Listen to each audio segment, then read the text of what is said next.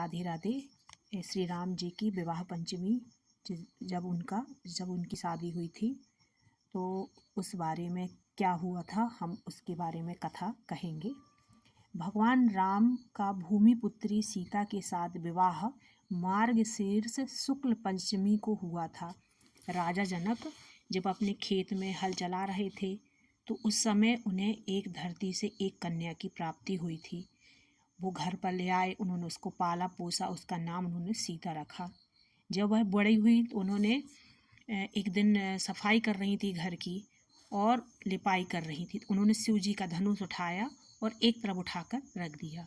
तो जनक जी ने देखा कि इतना शक्तिशाली धनुष को तो कोई हिला भी नहीं सकता, और मेरी पुत्री ने धनुष को उठाकर एक तरफ रख दिया, तो इसको किसी साधारण मनुष्य के साथ तो इसकी शादी होना असंभव है।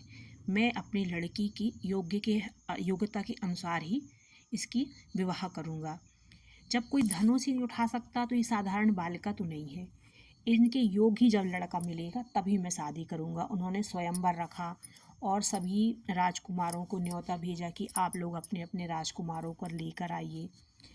महर्षि वशिष्ठ जी के यहाँ भी आया, तो उन्होंने दशरथ जी की आज्ञा लेकर महर्षि वशिष्ठ भगवान राम लक्ष्मण के साथ जनकपुरी पहुँचे।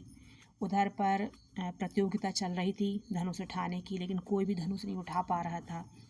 तब उन्होंने कहा कि क्या कोई योग्य नहीं है जो मेरे कन्या के लायक हो।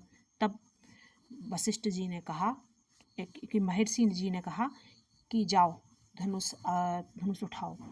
तब उन्होंने आज्ञा पाए और धनुष की प्रत्यंचा चढ़ाने लगे तो धनुष टूट गया।